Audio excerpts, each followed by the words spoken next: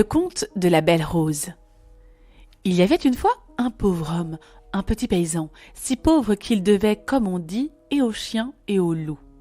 Il n'avait même pas un habit pour se faire brave et aller à la ville. Aussi n'y allait-il jamais. Enfin, à force de bon courage, grattant et regrattant la terre, il mit quelques sous de côté. Il paya ses dettes, il se remonta. Et à l'arrière-saison, il eut un veau à aller vendre. Alors, le jour de la grande foire, il partit pour la ville, si mal habillé fut-il. Avant de partir, il prit les commissions de toute la maisonnée. Il avait 3 filles, Marguerite, Julienne et Rose, ses 3 fleurs, comme il disait. Et il les aimait chèrement toutes 3, avec quelques faveurs de cœur pourtant pour la plus jeune, parce qu'elle avait bon courage comme lui, ne se donnant jamais aucune importance, vaillante, point difficile, et trouvant tout bien assez bon pour elle. Bonne à voir, et au demeurant bonne à pratiquer, de sorte qu'on avait envie de lui chanter, comme dans la chanson « Belle rose du rosier blanc, charmante rose du printemps ». Devant la porte, donc, tenant la corde du veau, « C'est la première fois que je vais à la foire », leur dit-il. « Que faut-il que je vous rapporte ?»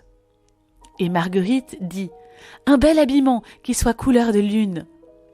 Et Julienne dit « Un bel habillement qui soit couleur de soleil ». Et Belle Rose ne dit rien. « Mais toi, ma Rose, que veux-tu de la ville? Un bel habillement de soie, d'argent et d'or, comme tes sœurs ?» Rose, elle, ne songeait pas à soi, à sa parure.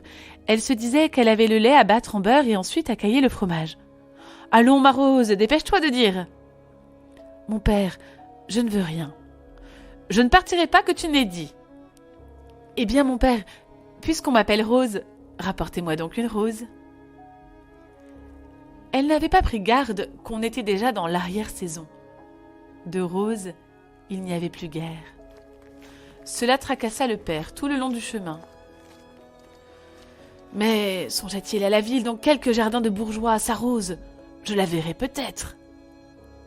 Le veau vendu, il trouva à acheter les 2 habillements, couleur de lune et couleur de soleil.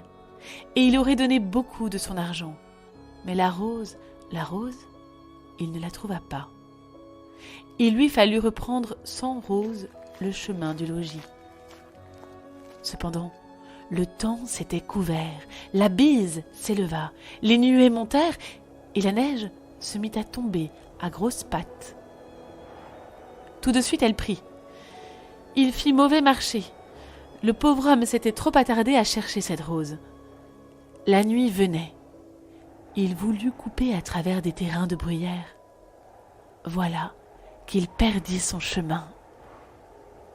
Il marcha. Il était tout mouillé et il n'en pouvait plus. Autour de lui s'étendait un pays qu'il ne connaissait pas, de brandes, d'étangs, de bocages.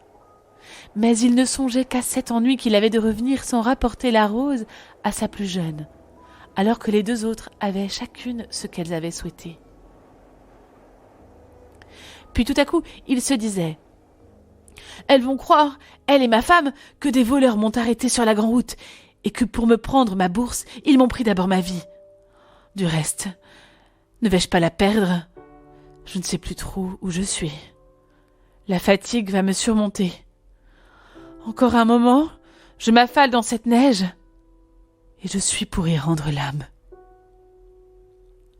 Alors qu'il commençait de se désespérer, tout trempé, tout appesanti, tout accablé, soudainement, à travers les mouches de neige qui volaient, il aperçut une lumière. Cette lumière lui rendit courage. Il ramassa ses forces, il marcha encore. Bientôt, il arriva à un château illuminé. Le portail se trouvait grand ouvert. Le pauvre homme n'était pas hardi. Il hésita. Mais nécessité commande, il fallait ou rentrer ou tomber sur la place. Il entra dans la cour, il monta les degrés. Toutes les portes étaient ouvertes. Cependant, personne ne se montrait. comme c'était étrange. Il appela doucement, puis plus haut. Pas de réponse. Il fit encore 3 pas. Il avait froid et il avait faim, au point de se sentir près de défaillir. Voyant dans une salle le feu allumé, la table mise, il avança encore. La soupe fumait dans la soupière. Il osa s'asseoir et se servit une écuelle. « En mangeant, je serai plus hardi. » La soupe mangée, il prit un verre de vin et le mit dans son bouillon. Ragaillardi, il s'attaqua à un poulet rôti dont le fumet lui montait aux narines, mangea ce qui se trouva devant lui, jambon à la gelée et tarte aux poires. Il vida même la bouteille. Après cela, devenu un autre homme, il eut bien l'esprit d'entrer en une chambre qui faisait suite. Il se dépouilla de ses habits déjà à moitié secs, les disposa devant le feu, se mit lui-même au lit, un lit de plumes à couette chaude, et sans plus s'inquiéter de ce que personne ne se montrait, il s'endormit. Il fit sa nuit sur les 2 oreilles. Au matin, s'étant vêtu, il chercha partout quelqu'un à qui présenter son excuse et son remerciement. Et il ne put trouver âme qui vive. Que penser de ce lieu et de ce qui s'y passait?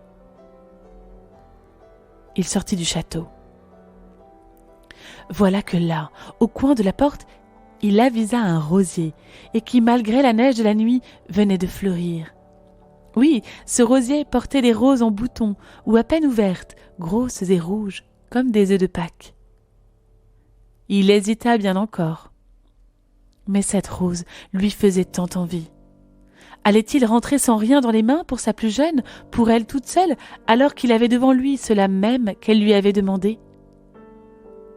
C'était bien pour le mettre en défiance, l'étrangeté du lieu. Il se vit cependant donnant la rose à sa chère Rose et lui contant son aventure. Finalement, il ne put y tenir. Choisissant entre les fleurs, de son couteau, il coupa la plus belle. Oh, comme il aurait dû garder plus de discrétion et de sagesse! Qu'était-il allé chercher là, le malheureux?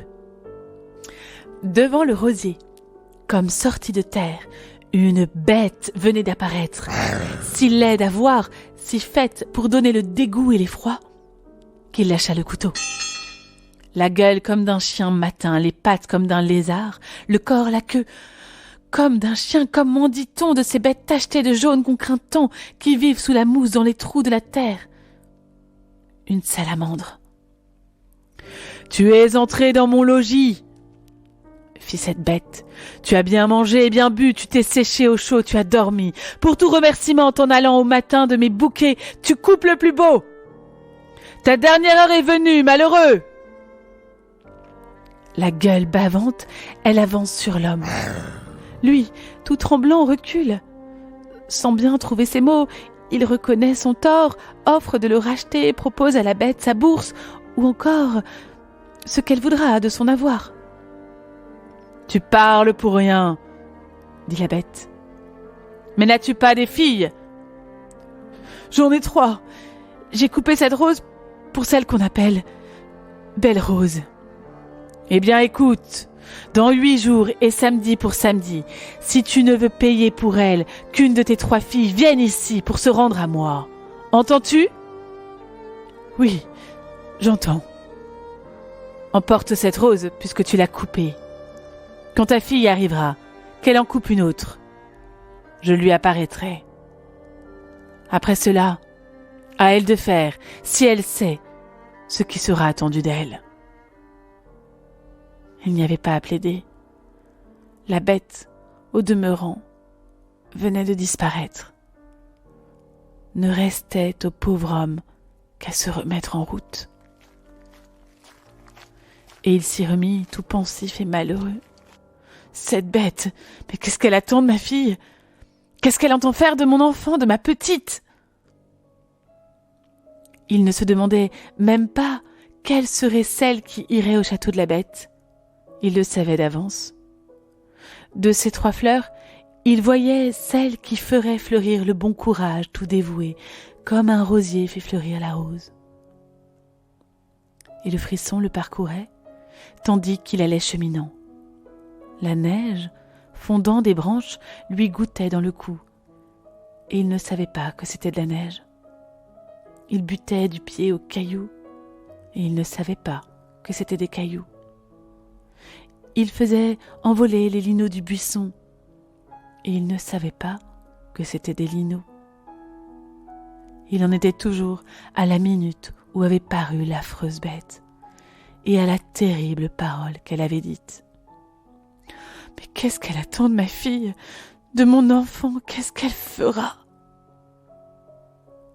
Enfin, il arriva chez lui, secoué de tremblements et défait comme s'il avait pris 10 ans d'âge. Sa femme, ses filles crurent que c'était la fatigue, qu'il était tombé à la nuit dans la neige. Elle aurait voulu lui faire manger un peu de viande, mais lui, il ne voulut que boire, et ne boire qu'un verre d'eau fraîche. Il s'assit là devant le feu.